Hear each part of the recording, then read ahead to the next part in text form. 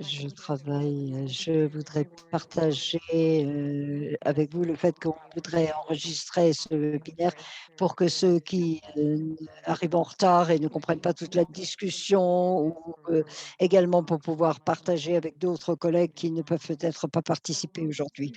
Donc bienvenue à ce webinaire, pour la région Amérique latine et Caraïbes. C'est le résultat d'un certain nombre de collègues, qui se sont bien concentrés, cela. Nous avons eu besoin d'évaluation et c'est les besoins qui ont été exprimés par les collègues et l'an dernier, nous avons une, session et là, cette fois-ci, on a décidé de pousser la chose d'un peu plus loin. Diapo suivante. Avant d'entrer vraiment dans les détails, juste, quelques renseignements techniques. Donc, la première chose, on a un interprétariat en simultané vers le français. Il y a des instructions sur les diapos. Vous devez, cliquer sur, le petit globe qui dit interprétation qui se trouve en bas de l'écran et puisque aujourd'hui nous n'avons que le français, il va falloir appuyer sur français dans la liste et il y aura également le chat pour, apprendre à nous connaître, pour parler de questions techniques pendant les présentations et c'est utiliser le bouton questions-réponses, pour les questions auxquelles vous souhaitez avoir des réponses et ça se trouve également au bas de l'écran. Donc si vous ne le voyez pas, peut-être, qu'il faut jouer un peu avec, la souris pour voir, où se trouve le questions-réponses. Diapo suivante. Je voudrais, j'ai l'honneur de collaborer avec ces personnes remarquables qui travaillent, à cette série de webinaires. Donc je vais les présenter, vous allez voir leur visage ici et ce sont Yvette Fauch qui est spécialisée dans la nutrition, elle travaille pour l'UNICEF, au bureau régional d'Amérique latine et des Caraïbes. Ensuite, vous aurez Patricia Dominguez qui est, consultante, nutrition dans le même bureau. Et moi, je suis Diane Holland, je suis responsable de santé humanitaire, temporaire. On parle essentiellement de, heu heu, la personne que je remplace, est en congé de maternité et Sanya Tsagvesh, qui est notre soutien technique, elle travaille avec nous et nous avons également, une autre personne qui nous soutient, à l'arrière, au cas où nous aurions des problèmes. Diapo suivante. Merci beaucoup. Et avant de commencer, je voudrais remercier tous ceux qui nous ont aidés à travailler et arriver à ce que nous sommes aujourd'hui. Tous ceux qui ont travaillé au groupe de travail du webinaire, les donateurs, qui nous soutiennent et puis nous avons cette collaboration et nous arrivons à maximiser le soutien technique et être encore plus près quand il s'agit de répondre à des cas d'urgence. Diapo suivante. Donc, je vais vous donner une petite introduction à cette série de webinaires. Si vous me donnez la diapo suivante, s'il vous plaît, merci. Donc la raison pour laquelle on se concentre sur les 2 premières années de la vie, c'est parce que c'est une période très, très importante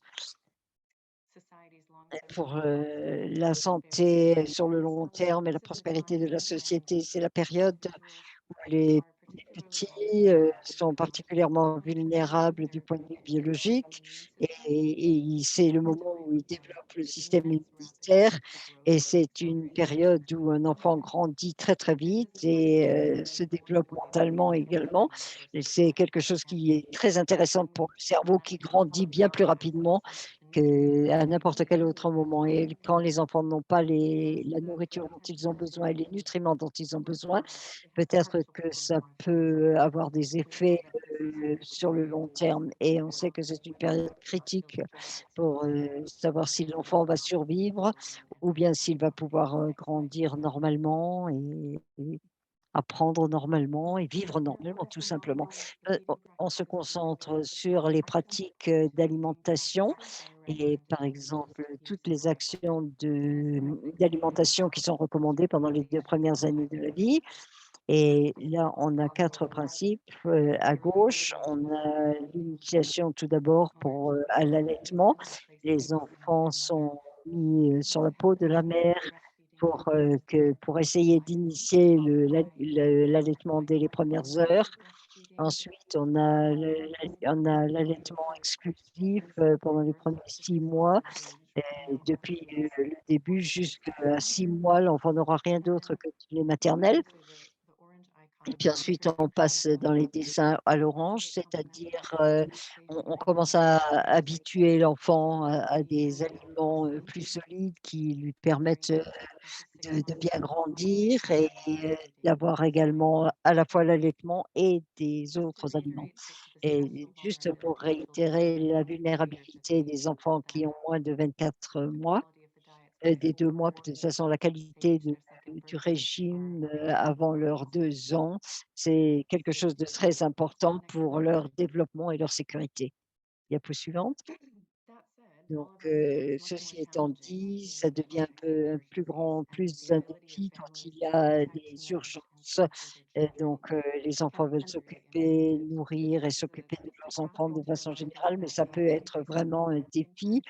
Donc les urgences ont un impact direct sur les populations qui sont déplacées et ça peut, réduire, la capacité des soignants à nourrir et s'occuper d'un jeune enfant et ça peut augmenter les maladies et compromis l'intégrité, du régime et les enfants peuvent être mal nourris et cetera.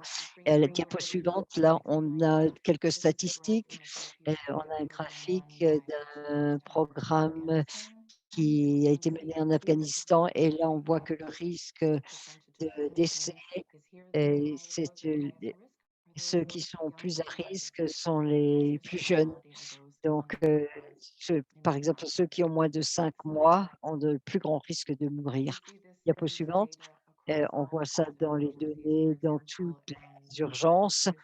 Par exemple, dans la crise des réfugiés kurdes en Irak, on a vu la diarrhée, des déshydratation et de la malnutrition et ça a entraîné 12 de décès chez les jeunes enfants. Et la diapo suivante, simplement pour, souligner que c'est une période si importante dans la vie. Donc, il faut absolument aider les mères, quand elles s'occupent des enfants avant 12 ans et également faire, des urgences, ça veut dire qu'il faut pouvoir s'en occuper et on est tout à fait d'accord avec les principes, préalables et l'objectif de la série de webinaires, c'est de, dire comment est-ce qu'on transcrit ces recommandations dans la pratique, en fait. À la fin de la série de webinaires, on espère que vous aurez plus de connaissances et plus de capacités pour tous les participants, comment nourrir les enfants dans les situations d'urgence. Et on voit qu'il y a on trouve ces situations en Amérique latine et aux Caraïbes. Vous avez toutes les personnes qui sont impliquées, pourquoi est-ce que c'est important et de quoi exactement on parle et comment est-ce qu'on peut, heu, donner ces services.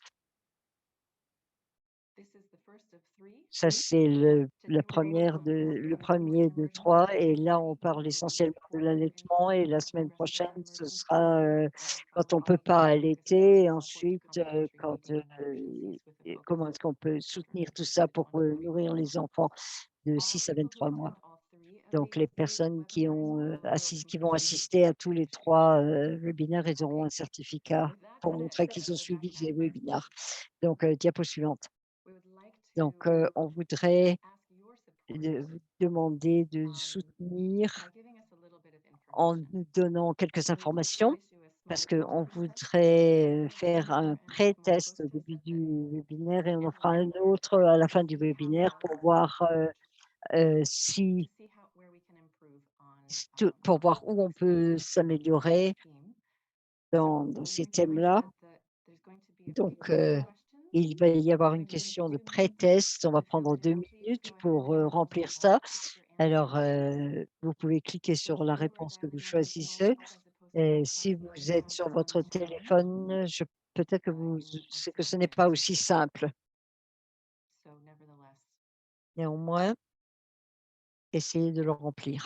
and the reason that we wanted to share this preemptive La stress raison is pour to get a laquelle on veut sense of partager ça, c'est where pour we avoir are une with raison, pour the avoir, process. un motif pour I'm savoir going to où pause on it est, et while the cetera. others keep taking Je vais tests, poster and pendant my que les personnes panelists, répondent is au there anything pré-test, we've les missed panélistes, in est-ce qu'il y setting a the quelque stage? chose, qu'on n'a pas à ce stade? Non, non, non, on a tout. OK, Okay, OK, thank you, Diane. Yvette. Merci Yvette. So we'll take Donc, just 60 more seconds on va prendre 60 for the secondes pre-test. supplémentaires pour ce pré-test. There are 3 questions. Il y a 3 questions.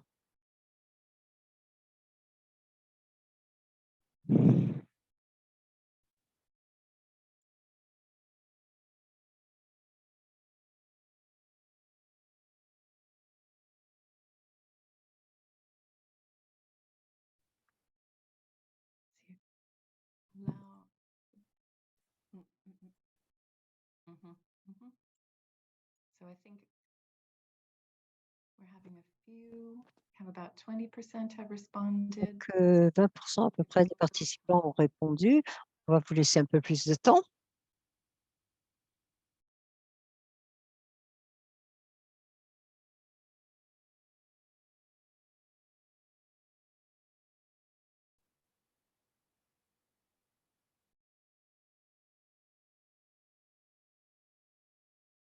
About a third of the participants. Environ un tiers des participants ont répondu.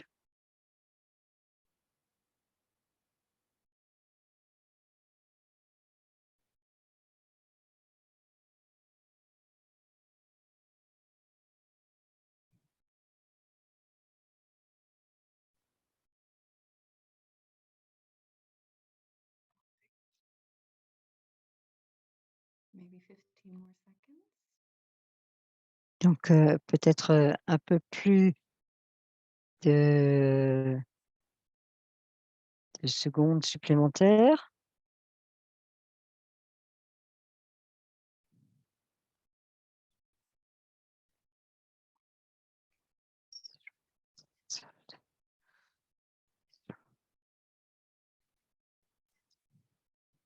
Great. I think we will.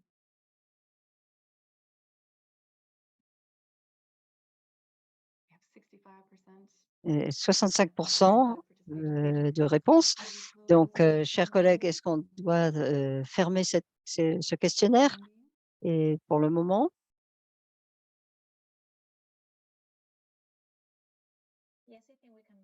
Oui, je pense qu'on peut faire ça. Bon, merveilleux, c'est très bien. Donc on va 75 ont participé, merci beaucoup et j'apprécie vraiment beaucoup et merci beaucoup d'avoir participé. On revient, on en reparlera à la fin et Patricia va étudier tout ça et elle va lire toutes les informations que vous avez partagées avec nous. Bon, on va passer à la diapo suivante et donner la parole à Patricia, pardon. Et elle va, expliquer, tout ce qui est nécessaire en cas d'urgence et en savoir pourquoi pour l'allaitement, il faut du soutien. Merci Diane. Bonjour à tous. Merci de nous avoir rejoints. Maintenant, on parle de pourquoi est-ce que l'allaitement, c'est quelque chose qui peut vraiment sauver une vie, qui est vraiment vital en cas d'urgence. On voit que les interventions sont très importantes et ça, c'est une étude, c'est le Lancet qui a publié ces études et on voit que 13 sont nécessaires. Ça passe à on voit que c'est très intéressant quand on ajoute de la nourriture en plus de l'allaitement. Et ici, on a quelques données du rapport de l'UNICEF en 2016 Et donc à droite, vous avez, ce qui est important et donc quand on le risque de décès des enfants de moins de 6 mois est associé et il y a 2 fois il y a 45 de risques supplémentaires quand les enfants ne sont pas allaités et c'est et 2 fois 6 2 fois 2,8, fois plus, quand ils reçoivent, en plus, du lait maternel d'autres choses et les enfants, heu, ont de plus en plus de risques de maladies dans un contexte, d'urgence. C'est et ça on arrive à 53 de dans les situations d'urgence. Et ici, on peut voir le lien entre, la mortalité, qui vient des maladies, infectieuses, par rapport à l'allaitement. Il y a des risques de décès qui sont multipliés, suite à la diarrhée et 15 de plus, quand les d'enfants meurent de pneumonie et c'est également quelque chose qui est très important, heu, pour les enfants.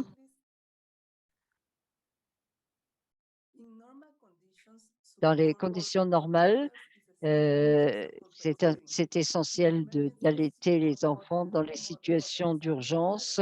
C'est vraiment vital d'aider la mère, parce que ça peut sauver la vie des femmes et des enfants et ça évite la malnutrition et et parce qu'il faut, allaiter il faut allaiter l'enfant pour qu'il ait tous les aliments nécessaires. Je suis désolée, mais je ne la comprends pas parce que quand elle parle, comme elle n'a pas de micro, elle parle en même temps que moi et ça couvre ma voix. Donc je ne comprends pas. En cas d'urgence, les mères et les enfants, rencontrent des défis importants, essentiellement parce qu'ils ont besoin de soutien pour essayer d'avoir tous les besoins nécessaires pour qu'elles puissent nourrir l'enfant correctement. Heu heu et le stress, qui touche les mères, affecte forcément, heu, la quantité de lait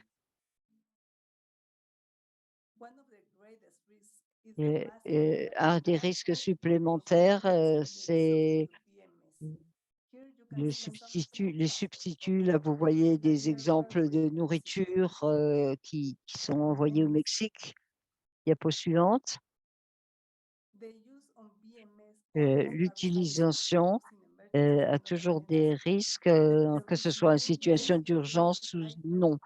Heu les enfants qui sont nés ont une protection supplémentaire, mais tout peut être beaucoup plus sérieux parce que dans les cas d'urgence, les enfants peuvent, arriver jusqu'à la mort.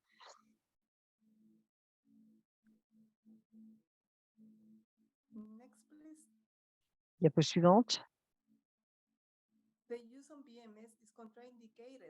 Le il y a des contre-indications et il y a des risques, augmentés, quand on utilise des substituts ou les maternelles, bien sûr. En plus, les pratiques, changent et de il y a des contextes où il y a p de faibles ressources et les dons sont très importants et heu, on a des étiquettes, mais ça a des effets sur le court terme parce que parfois c'est expiré, parfois c'est pas la bonne, c'est pas la bonne nourriture. Diapo suivante. Comme on a déjà vu la combinaison de et on a des formules, nécessaires, on a, également on a également la nourriture, on a également la comparaison entre les enfants qui sont allaités et ceux qui ne le sont pas. Diapo suivante. Dans ces concerts d'urgence, on a des interventions qui sont vitales et il faut toujours, forcément l'allaitement, c'est la chose la plus précieuse qui puisse exister parce que ça, sauve des vies, ça protège les enfants contre les maladies et il y a besoin de soutien et il faut des événements et les besoins sont utiles, lorsqu'on a des formes, d'urgence. Merci beaucoup, je vous rends la parole, Diane. Merci beaucoup, Patricia, et également merci beaucoup, l'interprète, de nous rappeler que nous devrions, parler proche d'un micro et c'est également, pour que je parle plus doucement et merci beaucoup, Patricia, heu,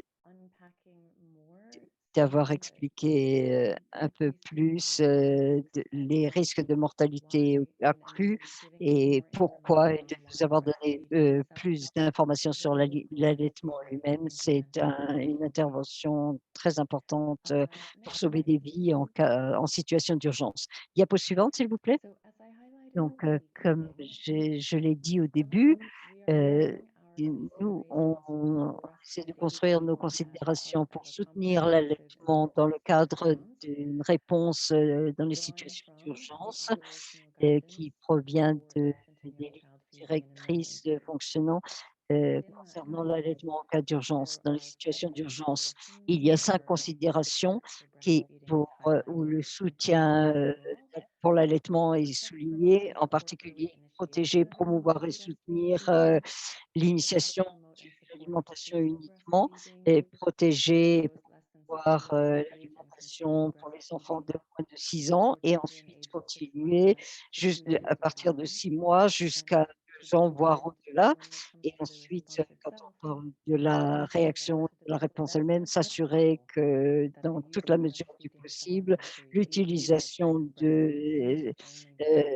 pompes pour pomper le lait et pour tirer son lait et puis tous les appareils soient considérés comme, vitaux et quand c'est possible, il faut les nettoyer correctement et en essayant de respecter l'hygiène et tout ce qui est, à nettoyer correctement. Ça, c'est un véritable défi et c'est, souligné en cas dans les situations d'urgence, c'est encore plus important et donc il est important effectivement d'allaiter l'enfant. Donc le guide souligne l'importance de respecter ces considérations et ensuite, en 2018, l'organisation a publié une ligne directrice pour aider les femmes, à pratiquer l'allaitement et c'était ajouté par un ligne de mise en œuvre pour améliorer les pratiques d'allaitement. À partir des urgences, on comprend qu'il y a toute une série de considérations qui doivent être élaborées et mettre aussi dans un guide supplémentaire pour traduire et mettre en œuvre l'allaitement dans des situations d'urgence et de voir comment on peut partager tout ça. Diapo suivante. Pour commencer, on a les conseils et l'apprentissage de l'allaitement. De quoi parle-t-on? C'est quelque chose qui est une interaction, en 2 sens parce qu'il y a une personne qui sert de conseil et puis qui sait faire, qui a été formée et puis on a une personne enceinte ou bien une mère ou des soignants d'enfants qui ont moins de 2 ans. Donc il y a un échange, il y a une interaction, il faut écouter les préoccupations, on discute de certains points, on partage les connaissances et on leur apprend à utiliser l'allaitement et voir le côté pratique, comment la mère ou les soignants, s'occupent de leurs enfants et où sont les problèmes dans la pratique. L'objectif, ce n'est pas uniquement de partager des informations, mais de donner la possibilité aux femmes de renforcer leur possibilité d'allaiter l'enfant et de renforcer, toutes ces pratiques et tout en respectant leur situation et souhaits personnels. Diapo suivante. Donc le conseil dans l'alimentation, ce n'est pas Les conseils, ce n'est pas simplement de transmettre, des informations, ce n'est pas d'éduquer, ce n'est pas des messages génériques. Il ne s'agit pas de donner des cours. La différence clé entre les conseils et l'interaction et l'éducation et les communications sociales, c'est que le conseil se concentre sur l'écoute, l'apprentissage et de construire les capacités et de répondre aux besoins spécifiques. Diapo suivante. Qui est-ce qui peut être, une personne qui, conseille dans les pour répondre, dans des situations d'urgence? Heu, un des principes, c'est de construire, à partir des systèmes qui existent, dans toute la mesure du possible. Donc, ce qu'on a sur cette diapo, c'est une petite, d différents points d'entrée et où le conseil d'allaitement peut se produire et peut-être être amplifié pendant la réponse, en situation d'urgence et on peut également, viser le renforcement de compétences, l'évaluation de compétences, heu, où sont ces opportunités? Donc, tout d'abord, c'est ce qui fait partie du système sanitaire. C'est peut-être, des services, fondés sur la société ou bien des groupes. Et ce sont des services qui travaillent étroitement avec les femmes, ou les filles enceintes, les mères et d'autres soignants de jeunes enfants. Il y a, la clinique, postnatale, néonatale et cetera. On a toutes les questions d'allaitement, de conseil et de soutien, pour les soignants et la nourriture des jeunes. C'est quelque chose qui peut être très utile et si, on ne rend pas ces services-là dans des situations d'urgence, on sait que c'est peut-être une opportunité à côté de laquelle on est passé, mais ça peut être renforcé toutefois. Diapo suivante. Donc, quand on parle également de créer des guides, on a certains guides qui ont été faits à partir de groupes de femmes et de communautés préexistantes. On appelle ça aussi, la zone mère-enfant. Vous le voyez sur la diapo, que je leur ai donné des conseils et quand on a partagé tous les documents pour l'enregistrement et de tous les webinaires, on va partager également toutes les ressources. Mais juste pour mentionner ça, heu je voulais dire qu'on avait des ressources qui sont déjà disponibles et ça peut faciliter, pour savoir comment ça peut aider à savoir comment on peut, engager les groupes, s'engager et cetera. Comment on peut parler du groupe, et puis les relations de personne à personne et c'est quelque chose qui est très important pour soutenir lorsqu'on partage, les problèmes, qui concernent l'allaitement dans un contexte humanitaire. Et ce sont en général des choses fait qu'on fait à l'intérieur d'un centre de soins ou alors à l'extérieur, il y a pas de restriction. Donc ce qui est important, c'est d'écouter et tout ce que les personnes ont à dire, sur l'allaitement. Une autre, chose que j'ai mentionnée, c'est les espaces, sécurisés pour les mères et les enfants. Et de plus en plus dans les situations d'urgence, il y a des endroits spécifiques où les femmes peuvent, allaiter leurs enfants et s'occuper d'eux et pouvoir accéder directement à de l'aide et des soutiens et et souvent, on essaie de faire, de créer un endroit un peu calme où il peut y avoir ces conseils et cette évaluation de personne à personne et qu'on peut leur donner les soins nécessaires. Diapo suivante. Donc, j'ai parlé un peu des points d'entrée. Le point d'entrée, à partir de ce qui existe, c'est important. Donc notre premier point de début, ce serait dans le système de santé. Donc, on veut revenir, au point que, aider, des enfants et prendre des conseils pour l'allaitement, c'est quelque chose qui est un effort, plurisectoriel sectoriel et il y a des endroits, pour les conseils. Et quand on voit différents secteurs, quand on observe différents secteurs, vous voyez It l'icône sur, l'écran et HCR c'est institutions, les institutions enfants supporting pour, la development sécurité des of enfants, c'est le youth cadre development. qui est prévu pour l'action It highlights et ça how souligne en fait, we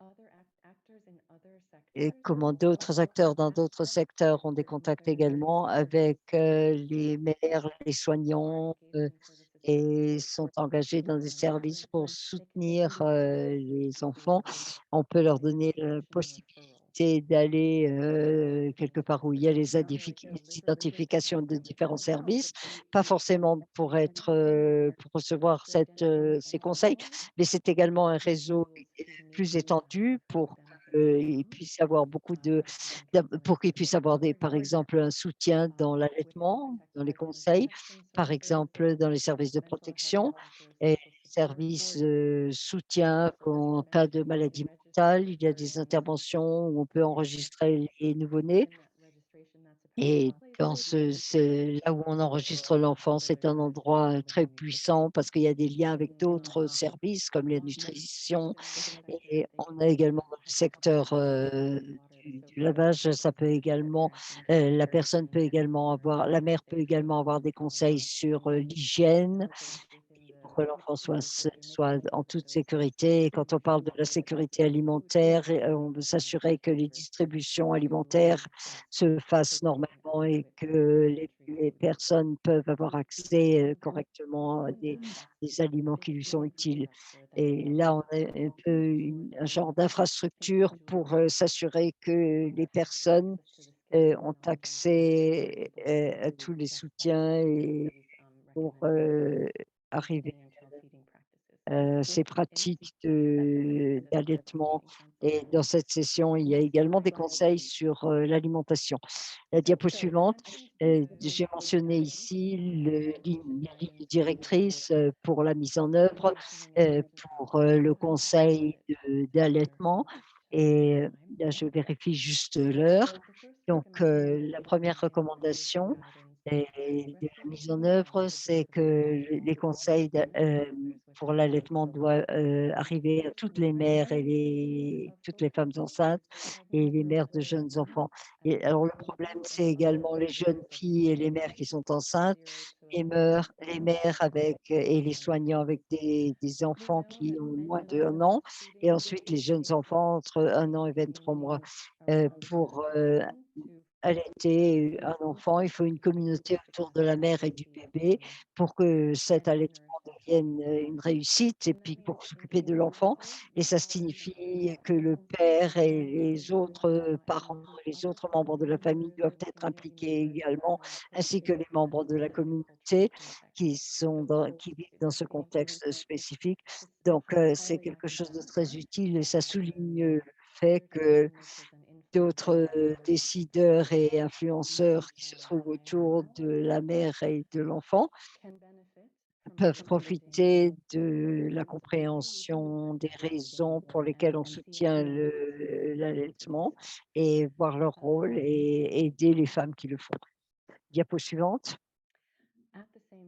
En même temps, on reconnaît qu'il y a des défis spécifiques dans les situations d'urgence et les ressources n'existent peut-être pas toujours. Il ne peut pas forcément y avoir d'accès et pour toutes les femmes enceintes et les jeunes enfants, elles ne peuvent pas toujours obtenir le soutien dont elles ont besoin pour l'allaitement et ça, ça met à risque, cette mise en œuvre.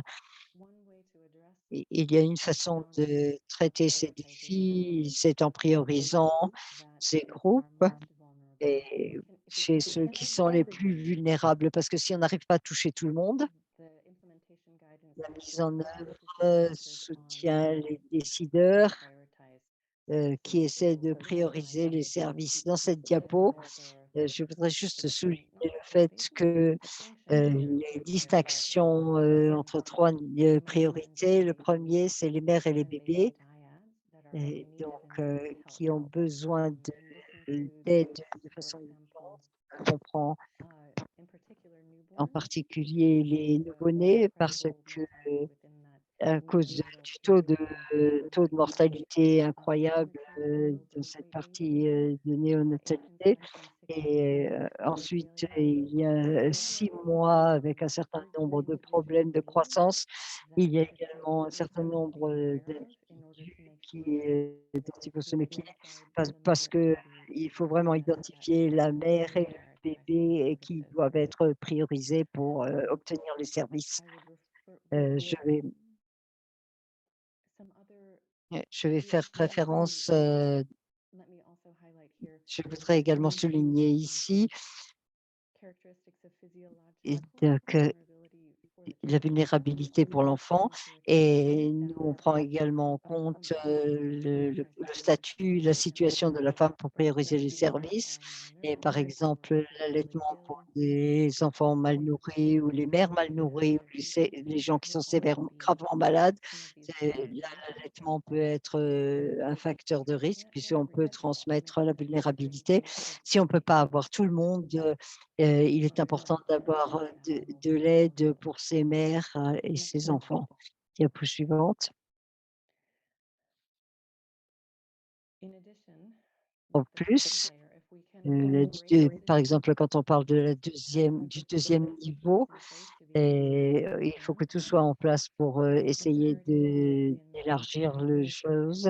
La deuxième priorité, c'est d'essayer de capturer et de soutenir les groupes vulnérables qui ont un plus grand risque de avec des difficultés d'alimentation. Et par exemple, les mères qui allaitent et d'autres, soignants, jusqu'à 6 ans, les mères, qui viennent d'accoucher de leur premier enfant ont besoin de plus, d'aide parce que parfois il faut simplement les aider à allaiter. Elles sont à plus haut risque et également, si on étudie les autres vulnérabilités et on peut, parler qui ont des problèmes de santé interne, heu, on peut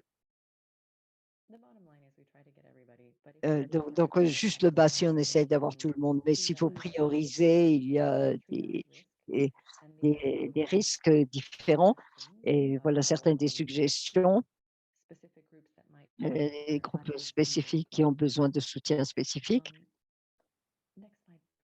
Diapo suivante.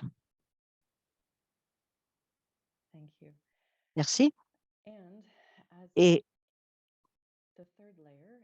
comme le 3e niveau, ça touche, tout le monde, toutes les femmes enceintes et qui allaitent et les soignants avec des enfants et des jeunes enfants. Donc parfois en cas de réponse urgente, il faut prioriser et ça signifie qu'on ne se concentre pas uniquement là-dessus, mais également sur les augmentations et pour, continuer, à construire à partir de là et à déplacer et à soutenir davantage encore. Parce que parfois, il faut commencer là où on est et on continue à partir de là, comme on peut et je vais laisser cette chose-là diapo suivante. Voilà les d'autres recommandations, dans le guide de mise en œuvre, c'est qu'il faut absolument aider, les personnes qui allaitent, dans la période, prénatale et postnatale jusqu'à 24 mois, voire plus et donner des conseils sur l'allaitement. Il faudrait que ce soit fait au moins 6 fois, parfois même plus si c'est nécessaire.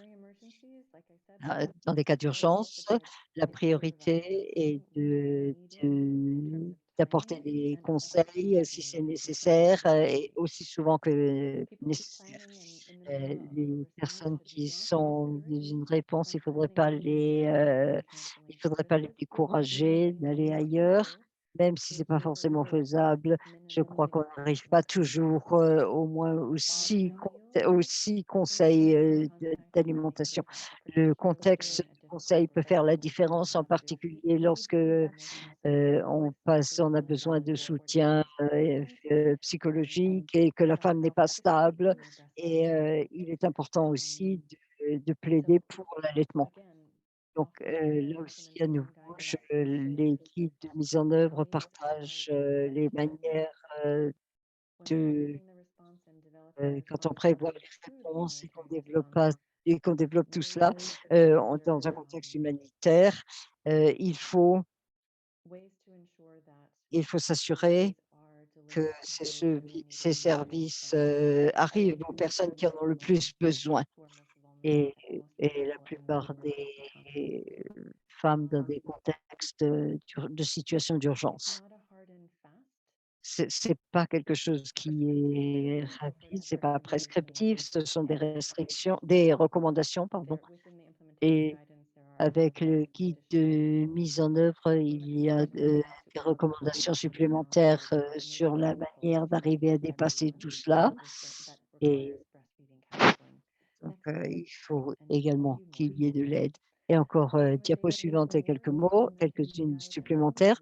Là aussi, la recommandation du bien, numéro 4, c'est qu'il faut que les conseils se fassent en face à face et en plus, on peut également donner des conseils par téléphone ou n'importe quel endroit qui serve à la communauté, ou ça peut être, face à la personne, ça peut se faire, de personne à personne, ou ça peut se faire dans des petits groupes. C'est intéressant parce que quand on fait ça par groupe, c'est plus utile pour, heu, traiter des questions, communes, qui apparaissent dans le groupe, mais ça peut également créer bénéfice supplémentaire, puisqu'on a cette opportunité de partager et de construire une certaine confiance. À distance, c'est également une option.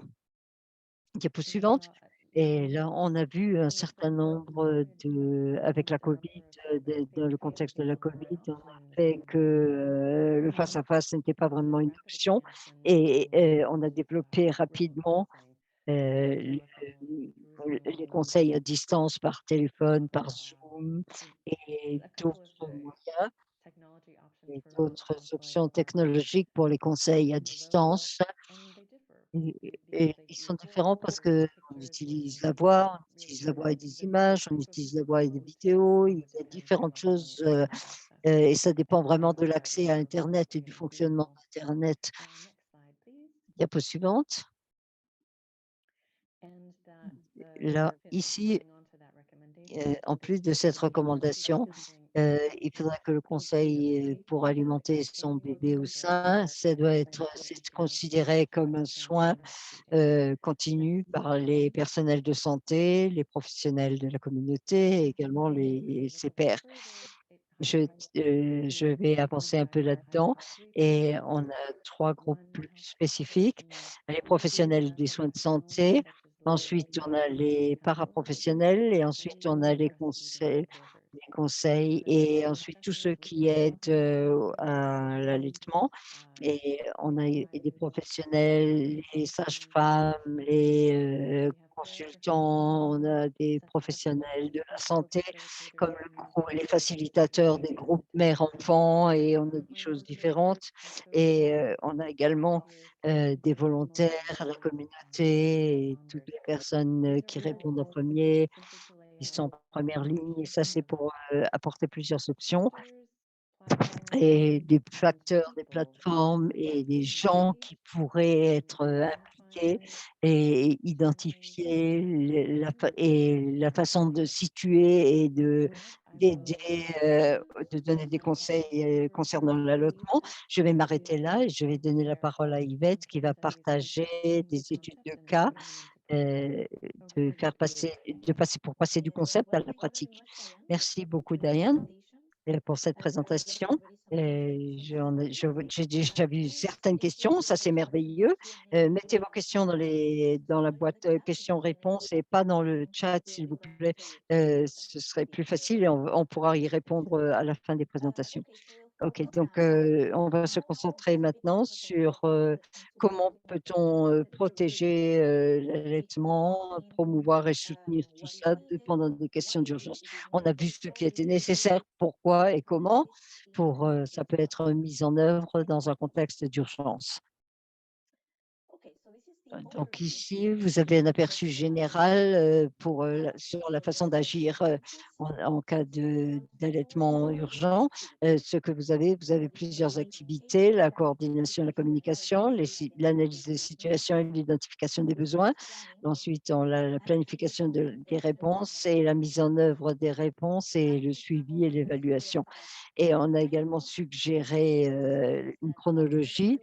Les 2 premiers doivent se faire immédiatement ou en tout cas dès que possible et ensuite, on a dans les réponses, dans la planification de réponses, dans les premières semaines et ensuite, dans les premières semaines et ensuite on a la mise en œuvre de la réponse et du suivi et de l'évaluation et ça, c'est juste une suggestion de façon générale mais plus vous êtes préparés dans vos pays, plus vite vous pourrez répondre et réagir. Voilà pourquoi, on a besoin de parler ça et donc prenez ça en considération et je veux juste, parler que dans les planifications des réponses, c'est quelque chose qui s'écrit dans les premières semaines.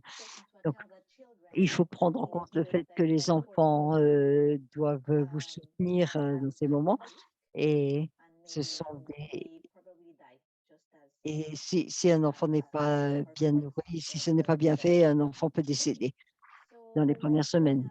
Donc on va passer maintenant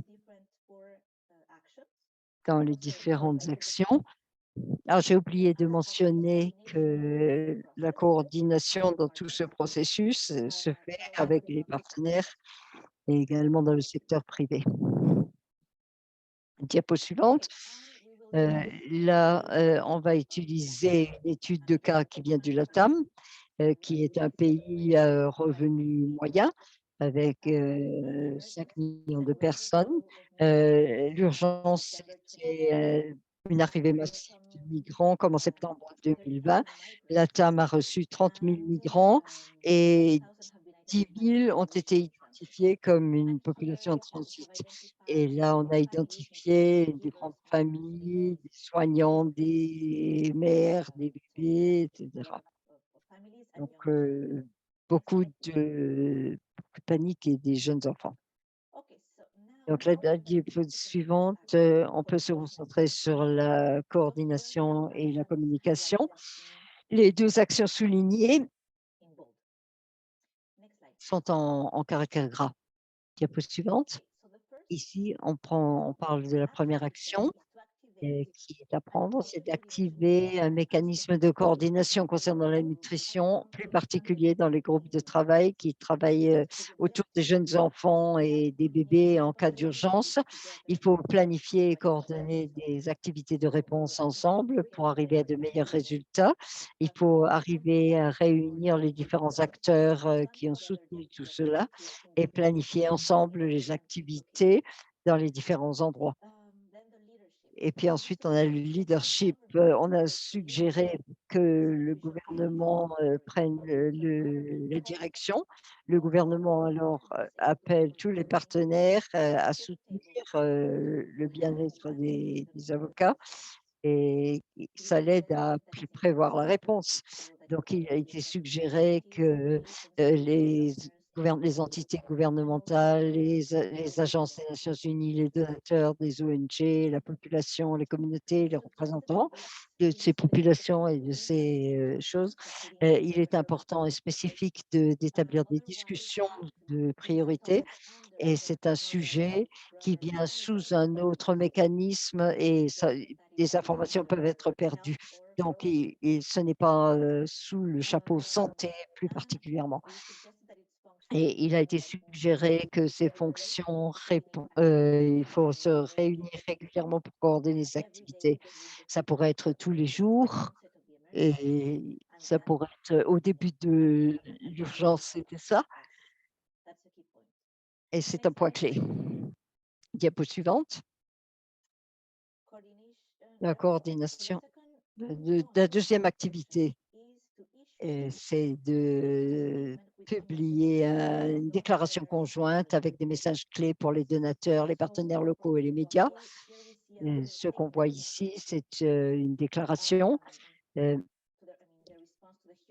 et c'est-à-dire, en réaction à l'ouragan, qui a eu lieu. L'objectif, c'est de communiquer à la population et les médias et les partenaires, humanitaires et les emmener dans ce cas pour avoir des donations supplémentaires. Et au lieu de tout ça, il y a une, contribution financière et également l'objectif et l'importance de soutenir les femmes en cas d'urgence et de soutenir activement l'allaitement. Donc la communication, c'est vraiment quelque chose de très important parce qu'on réagit en cas d'urgence, même si, comme vous le savez, quand il y a une urgence, tout le monde fait des donations très importantes mais en fait, la formule elle-même n'est pas connue. Diapo suivante. Donc, dans le cas du LATAM, je voulais juste rappeler ici que l'an dernier, nous avons publié des déclarations conjointes au niveau régional et c'est lié au contexte de la migration. Ça a été publié dans 7 pays, mais c'est également pertinent pour d'autres cas dans des études de cas dans cette présentation. Diapo suivante. Voilà. Donc là, on a une deuxième action qu'il faut faire dans l'analyse de la situation et l'identification des besoins. Donc ici, et ça, ce sont les actions. Et dans le cadre de cette activité spécifique, et en fait, on présente par séquence de toute façon, et ce n'est pas tout à fait linéaire de toute façon, dans le sens que les activités, en tout cas certaines des activités sont trop tard par rapport à la réponse. Et les activités ne doivent pas être menées dans cet ordre spécifique. Diapo suivante. Donc, la première action, c'est de mener une analyse secondaire des données existantes pour bien comprendre la situation de la population avant la crise. Et donc, il est suggéré de développer un profil pour essayer d'expliquer les décisions à prendre, les actions immédiates. Ça va également aider à plaider en faveur de l'allaitement, par exemple. Et en cas d'urgence, il faut connaître la situation des enfants, les aliments et également l'allaitement pour les enfants de moins de 6 ans. Et il y a également le nombre d'impacts et de situations et tout ce qu'il faut faire, etc. Et il y a également une suggestion de relayer les informations concernant les attitudes, comme par exemple les attitudes des soins, l'utilisation de tout ce qui est nécessaire. Il est également suggéré d'estimer le nombre d'enfants de moins de 2 ans, et les sources d'informations peuvent être des études nationales, des sites régionaux, des systèmes les informations peuvent provenir de sources différentes. Diapo suivante. Ici, dans notre étude de cas, c'est-à-dire au LATAM, on a des données précédant la crise et on voit que ça montre que l'allaitement exclusif, ce n'est que de 37%. Donc, en cas d'urgence, il faut prendre ça en compte et il est important d'identifier les groupes, les groupes à risque, comme ça a été présenté, et il faut tenir compte du fait qu'il va falloir soutenir les enfants qui ne peuvent pas être allaités. C'est un sujet qu'on étudiera la semaine prochaine, et ça, c'est le type d'information qu'il faut analyser. Et à partir des données qu'on a à disposition, on voit également les causes de la mortalité des enfants, c'est la diarrhée, la pneumonie et la malnutrition. Ça, c'est quelque chose qu'il faut prendre absolument en compte. Donc, en termes d'identification des besoins, on suggère également d'aller sur le terrain et de voir ce qui se passe, de parler aux personnes, d'identifier, tout ce qui doit être identifié. La suggestion, c'est que, il faut y avoir des groupes, qui se concentrent, c'est pas une étude, c'est une observation.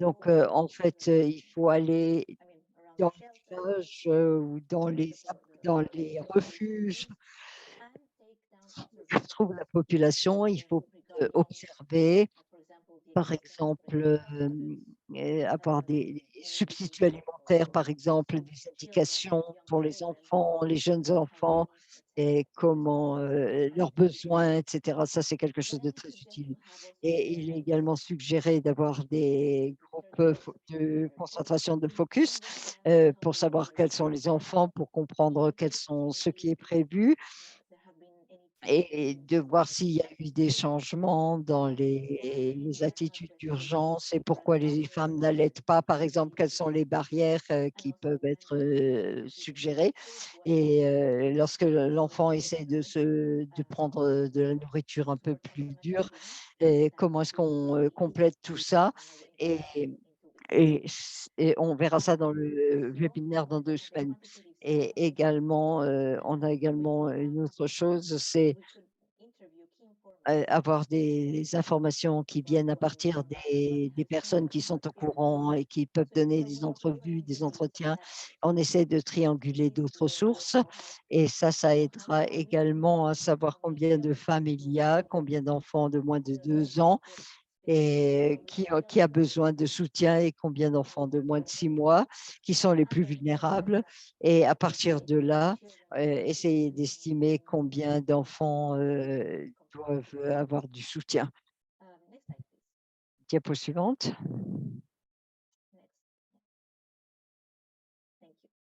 Merci. Là, ce qu'on voit ici,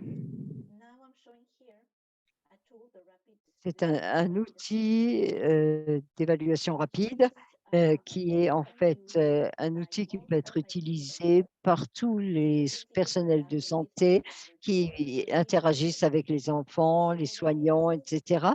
Donc, et il y a une suggestion, c'est de les former à utiliser cette évaluation rapide et simple et ensuite, ça donne un aperçu de toutes les priorités des enfants de moins de 2 ans et tout ça, ça doit être fait dès que possible, peu importe où ils se trouvent et dans les zones, affectées et touchées et il faut les évaluer rapidement et par exemple, est-ce que le bébé est allaité? Est-ce qu'il y a des questions et cetera? Et est-ce que le bébé boire, des formules, spécifiques pour les enfants, pour les bébés ou pas? Et à partir de là, on peut continuer parce on parle des conseils également et il y a d'autres soutiens pour l'allaitement. Par exemple, on voit cet outil, il y a des couleurs, il y a orange, du orange, il y a du bleu et du rouge. Donc, en fait, on peut dire que quand on met des croix dans les cases, rouges, on identifiait que les enfants et les soignants sont la priorité 1. Ça vient de l'évaluation qui a été menée. Donc par exemple, si on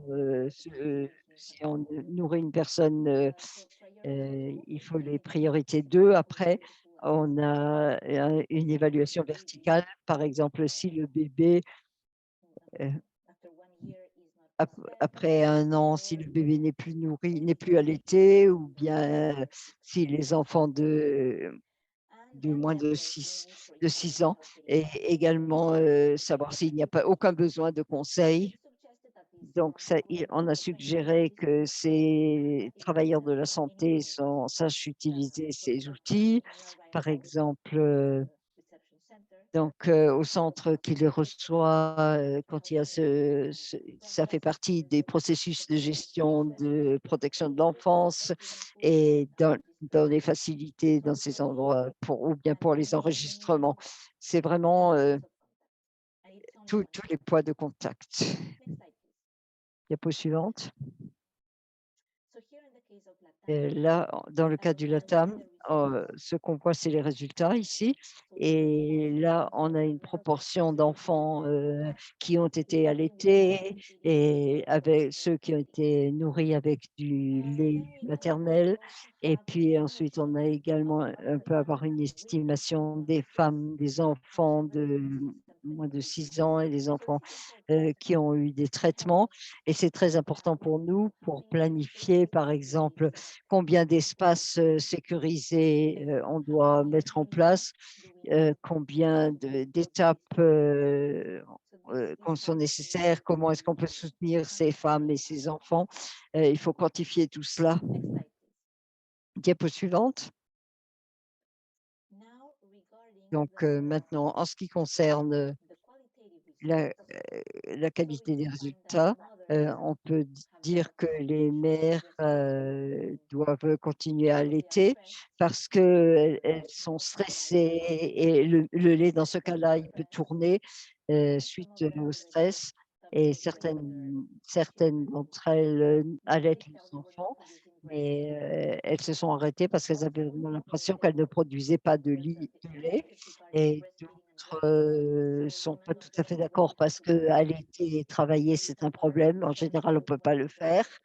Elles commencent, donc ça, c'est en fait, vraiment ce qu'il y a à dire, à partir de cette évaluation. Si une mère allaite, donc on la soutient et on l'aide. Donc, l'aide est fourni et si vous avez des doutes sur l'allaitement, on peut aussi aller voir des groupes de soutien ou bien des conseils individuels et en particulier pour les femmes qui sont particulièrement stressées et qui veulent nourrir leurs enfants, on peut leur fournir, une aide de soutien, pardon et à partir de l'évaluation simple et rapide, on peut prioriser les populations qui ont besoin de conseils, comme je l'ai mentionné, et les différentes catégories. Donc, on a d'abord les mères et les bébés. Ça, ce serait la priorité 1. Ensuite, heu autres, ça, c'est la priorité 2 et également les autres, priorité 3 et ils peuvent simplement recevoir des informations, tout ça. Donc pour le régime mère et enfant, il y a les priorités 1, priorité 2 et ça fait référence, à ça et diapo suivante. Donc maintenant l'idée, c'est de procéder à une évaluation des pratiques et dans des enfants dans la priorité 1 et 2. Ça, c'est plus, c'est une évaluation un peu plus complète, sur le comportement des enfants, l'attachement, la position, et la santé de l'enfant, l'allaitement et l'état de santé des seins et tout ce qui est nécessaire. Tous les problèmes qui peuvent être résolus facilement, comme par exemple la position ou bien si, elles ont besoin de davantage de soutien, pour avoir du lait ou autre et le régime de la mère et de l'enfant, ça doit être quelque chose, qu'on a mentionné et il faut parfois plus de soutien pour la mère dans la communauté et il faut parfois aller un peu plus à fond dans les sujets. Diapo suivante. Là, je montre, heu on pourrait, mener une évaluation. Les soutiens ou les promoteurs de la santé, qui parlent de l'allaitement et peuvent, étudier la communauté en utilisant l'outil. Ce sont des professionnels également qui peuvent identifier la nécessité d'avoir plus de conseils. Et d'avoir une évaluation totale et ça donne également le soutien et les professionnels de la santé peuvent, également fournir ces conseils et structurellement, on peut dire que les soutiens de l'allaitement Son priorité 1 et priorité 2, ça tombe, ça revient aux professionnels de santé et ça, c'est quelque chose qui est important et qui a été suggéré dans les recommandations. La diapo suivante. Heu, ce qui est important, c'est l'évaluation des compétences pour identifier les compétences, et voir ce qu'une personne peut comment une personne peut se comporter. Parce qu'il faut une certaine expertise, pour soutenir, ces femmes, identifier les femmes et les enfants. Donc il est important de faire cette, évaluation des compétences et de savoir quelles compétences ils ont par rapport à ce qui est nécessaire et ça va être important on va le retrouver dans le renforcement de compétences, et ça, c'est une activité très importante pour identifier les apprentissages et savoir ce que signifie la planification des ressources humaines et cette diapo peut prendre toute une journée parce que c'est un sujet important. On n'a pas le temps aujourd'hui, mais c'est juste, une idée pour que vous compreniez mieux. Diapo suivante. Il est également important d'étudier les services, d'identifier les services d'allaitement, les services et les structures d'allaitement et ça fait partie du système de santé, mais ça peut également se trouver au sein des services, fondés sur la communauté et puis ensuite on peut aussi déterminer comment ces structures, peuvent être réétablies ou, améliorées.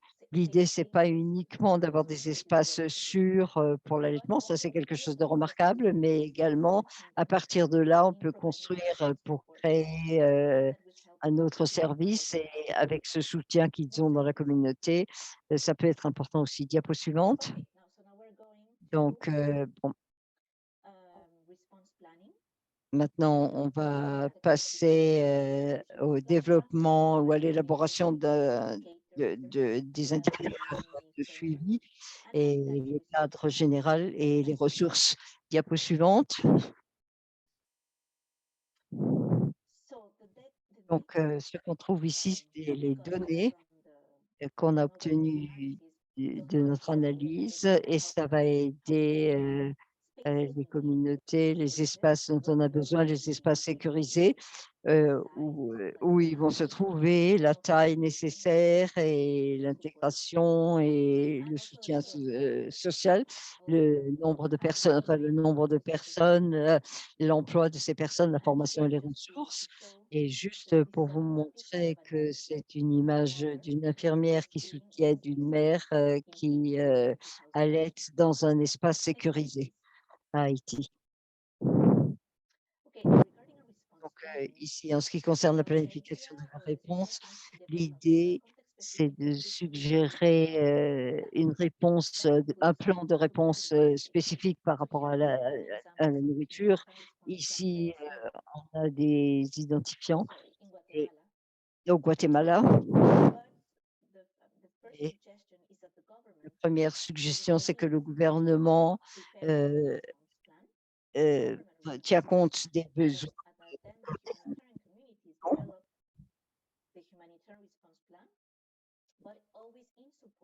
mais toujours en soutenant, les mères et les enfants. Et donc, on a suggéré que les priorités ont été identifiées et que ça comprend les priorités, la population, les interventions directes, les interventions de renforcement de compétences, les résultats atteints et les budgets et cetera. Diapo suivante. Et ici, ce que je montre, c'est un exemple de certains réfugiés. Heu, c'est quelque chose qui s'est développé et chaque année, en fait, il y a les pays qui sont affectés par les migrations et peut-être que certains d'entre vous, connaissent ce plan et c'est juste pour vous montrer, un peu plus, ce qui concerne les migrations. Et il est également suggéré d'identifier les identifiants, il faut suivre les réponses et il y a également un registre qui est important et là, on peut voir, une image, avec ce que ça contient. Il y a des indicateurs et 20 indicateurs sont soulignés comme étant clés. On peut utiliser tout cela, pour dans les cas de réponse, en cas d'urgence. Diapo suivante. Et ce qui est très important, un aspect clé, c'est de mobiliser les ressources pour, le plan de nutrition et parfois, on d'investissement ailleurs, mais pour pouvoir, mettre en œuvre, il faut mobiliser les ressources. La première suggestion, c'est que les gouvernements doivent avoir un plan de réponse, mais ça, c'est une partie, c'est un volet, mais il faut mobiliser les fonds, il faut soutenir la population et là, c'est important, ce sera important de s'assurer que la nutrition et l'alimentation soient inclus dans les urgences, nécessaires et ce sera bien entendu clé pour, essayer de, résumer les risques, et donner les données et les réponses, après les évaluations rapides. Et le dernier point, c'est la mise en œuvre des réponses et le suivi de l'évaluation. Diapo suivante. Donc, je ne vais pas rentrer dans les détails de la mise en œuvre, même et puisque Diane en a parlé, donc vous pouvez voir les sections et vous voyez quels sont les soutiens aux urgences. Et puis, ce que je propose maintenant, c'est il est important d'établir des mécanismes de retour qui donnent de l'espace et qui donnent de l'espace aux maires, aux soignants et qui reçoivent les réponses, de donner leur retour et d'autres expériences pour, avoir des réponses, modifiées. Diapo suivante. Et il est également important de suivre le rapport et de suivre cette réponse. Et il y a donc cet outil qui a été préparé par le cluster de nutrition, mondial.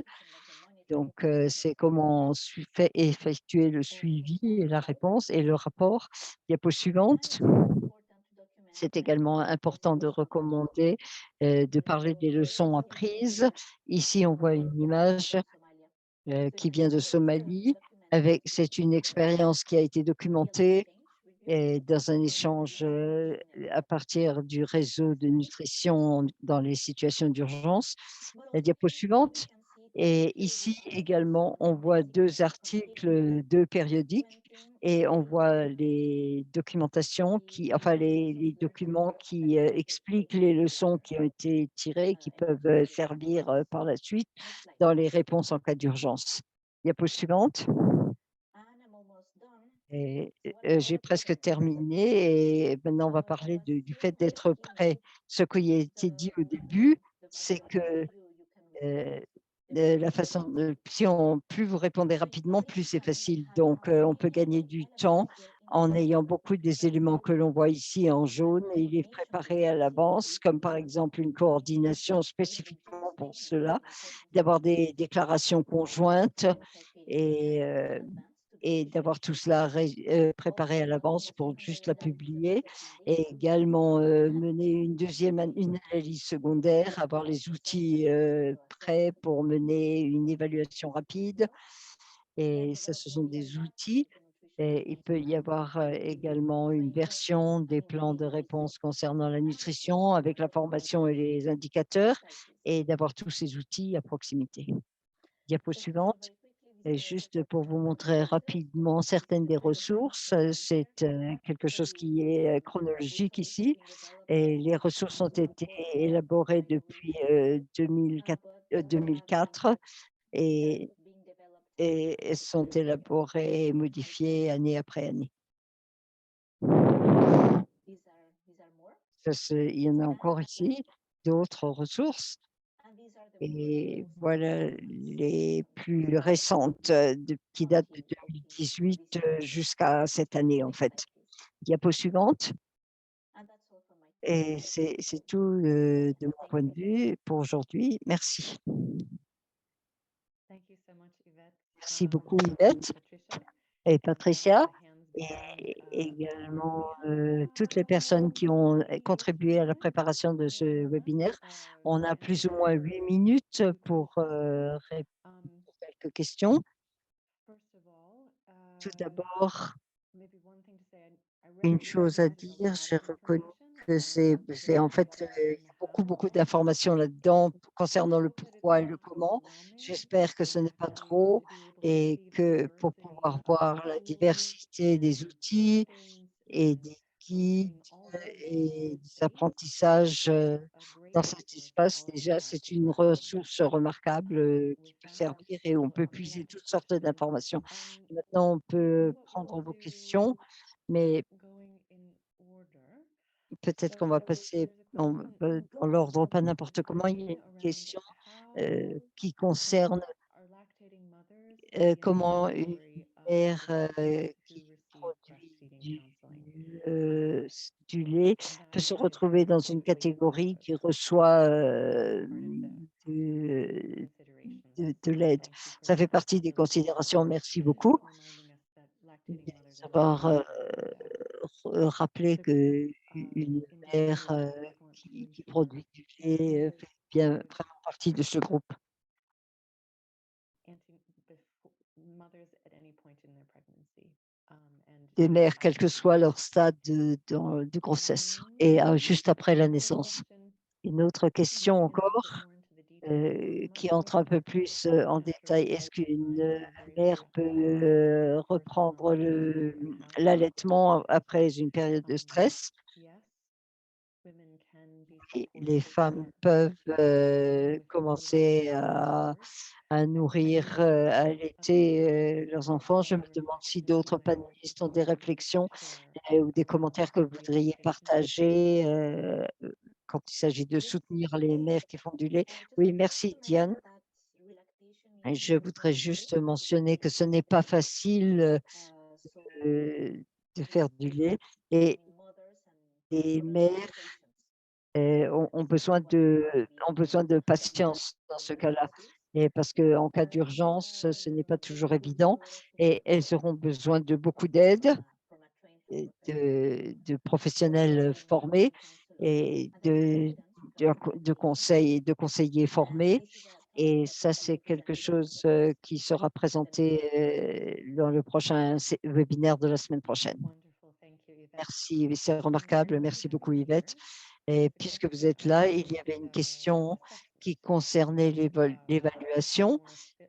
C'est quelque chose qui est plus. Quelle est l'approche la plus efficace? Est-ce que vous pouvez peut-être donner plus d'informations concernant les différentes approches? To this type of work. Merci. Je voudrais préciser que ce qui est le plus efficace, c'est l'évaluation rapide et c'est un outil, c'est une page, c'est très facile à utiliser et, toutes les personnes peuvent être formées très rapidement et peuvent l'utiliser. C'est quelque chose, qui est le plus facile. Mais si vous voulez aller plus à fond et connaître plus d'autres pratiques, au sein de la communauté, et il faut à ce moment-là avoir un certain nombre de discussions, mais ça implique beaucoup plus de travail parce qu'il faut identifier les soignants et il faut organiser un groupe de discussion. Donc, il faut un peu plus de logistique autour de tout ça. Mais je crois que le plus facile, c'est l'évaluation rapide. Thank you, Yvette. Merci Yvette. I think that is a very Je helpful crois que distinction c'est une about the distinction très utile application et and the entre les the outils et le technical rôle et technical euh, expertise role is to l'expertise say, technique qui here's permet de what I dire, need, voilà ce que j'ai besoin de faire, il faut que je here are comprenne the la conditions and situation, capacity voilà les I have, conditions, les and then capacités, we le can temps que start. That j'ai, can be les connaissances que where we j'ai. start. Et We c'est can à do more partir de with là it qu'on and commence have et on a more plus de to ressources, on a plus de temps pour really travailler là-dessus. um, Ça concerne vraiment starting making sure that we're taking de s'assurer qu'on agit en commençant en bas de l'échelle et même s'il faut commencer tout en bas de l'échelle et avec le temps, il faut, pas être pressé. Il y a une question supplémentaire et ensuite on va terminer la question de questions-réponses. Et je crois que ça concerne la discussion concernant l'affirmation la déclaration conjointe. Vous avez mentionné les donations et les contributions qui peuvent être faites aux entités, mais je dis qu'on ne peut pas recevoir de donations pour, cela, mais je crois que ça touche de façon générale, on décourage, les, donations de substituts ou les maternelles si c'est nécessaire qu'il n'y a pas d'autre option, ces enfants doivent également être nourris. Euh, la meilleure façon de le faire, c'est des contributions financières pour les réponses générales et on peut faire passer ça à la coordination pour s'assurer que ces personnes soient impliquées pour garantir la fourniture de lait maternel et de suppléments alimentaires. Mais on n'encourage pas les donations en nature des sociétés qui fabriquent du lait en surcapacité. Merci beaucoup. En ce qui concerne les dons, euh, c'est également parce qu'il y a une déclaration conjointe et en cas de réponse, en cas d'urgence, il faut garantir la sécurité dans différents secteurs et il est important également de les cibler. Et, il faut savoir que les fonds sont nécessaires pour les réponses en cas d'urgence. Donc, on ne les appelle pas pour faire des dons, etc. Mais et ce sont plutôt on demande juste des contributions financières, par exemple, pour nous soutenir. Merci. Et je crois que ça, ça termine notre session de questions-réponses. Et je vais donner la parole à Patricia pour terminer.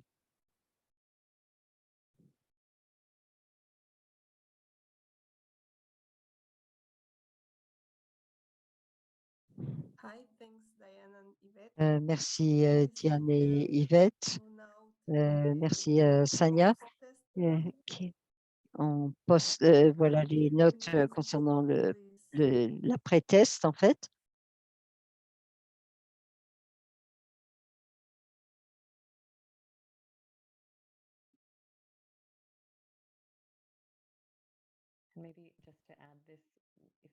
Juste, ce sont les mêmes questions que vous avez posées au début. On voudrait vraiment savoir si vous pouvez répondre à celles-ci pour qu'on puisse comprendre ce que vous avez retiré et ce que vous avez compris de ces questions. Merci beaucoup, Patricia.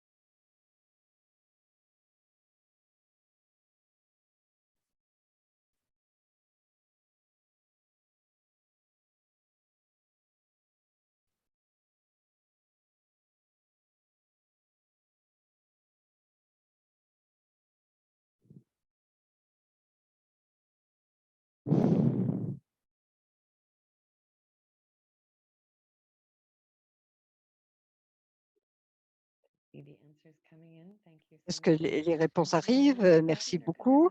Et je vois que pendant que les réponses arrivent, est-ce qu'on peut avancer de diapo peut-être? Voilà, merci.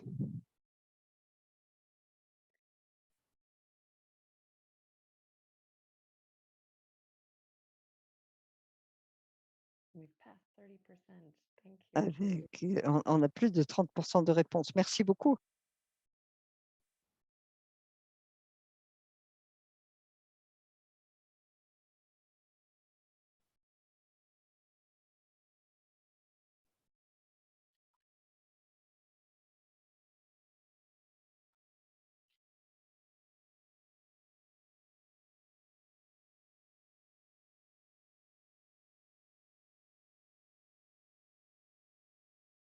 Colleagues, shall we take maybe 15, Est-ce que 15, 20 more seconds and then we'll close out the session et so est-ce that qu'on everyone va can prendre encore have quelques 30 seconds secondes, to think? avant de terminer?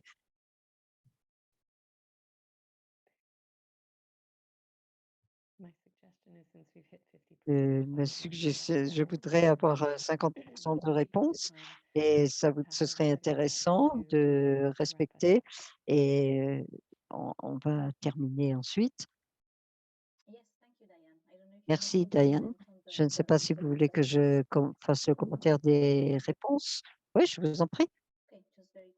Et très rapidement et en cas d'urgence, on, il y a le stress, et c'est affecte la production du lait dans le cas d'allaitement et on voit qu'il faut plus de qu'il faut plus de compléments alimentaires et ça on a le stress qui est le plus important et et ça c'est le parce que ça n'affecte c'est faux parce que ça n'affecte pas la production de milk. De lait. C'est quelque chose, qu'il faut soutenir les mères dans ce cas-là et il faut leur donner le pouvoir. 2e, quelles sont les déclarations qui sont justes? Donc, on a 3, les personnes reçoivent, des conseils, individuels, reçoivent une, évaluation. Ça, c'est le 2e qui est correct. Et la 3e question, qui était la plus facile, et la plupart d'entre vous, ne se sont pas trompés et ça, on sait qu'en cas de réponse, la communication est importante avec les personnes qui les soutiennent. Voilà, merci beaucoup. On va passer à la clôture avec la diapo suivante. Donc, veuillez avoir l'obligeance de bien, vouloir remplir l'évaluation du webinaire. Ça ne vous prendra pas plus de 5 minutes et puis ça apparaîtra quand on, quand on met un terme au webinaire. Et voilà le dernier message. Donc, si vous avez du soutien en cas d'urgence, alimentaire, vous pouvez, contacter l'Alliance technique. Ça peut être par le biais du site web et vous cliquez sur soutien et vous aurez tout ce qu'il faut, avoir, que ce soit à distance, un soutien à distance ou dans le pays, ou bien si vous voulez avoir, un consultant, par exemple, vous pouvez demander ce soutien et c'est quelque chose qui est très important. Et voilà, c'est tout. Merci beaucoup de votre attention et du temps que vous nous avez consacré. On espère que vous avez montré votre patience pendant ce webinaire. Il y a beaucoup d'autres questions auxquelles on n'a pas pu répondre. Donc, on va préparer, des réponses avec toutes les questions et les réponses et on partagera tout cela avec vous, à la fin des 3 webinaires. À la fin de la série de webinaires et on vous invite à participer la semaine prochaine, sur le soutien, des enfants qui ne peuvent pas être allaités pour les situations d'urgence.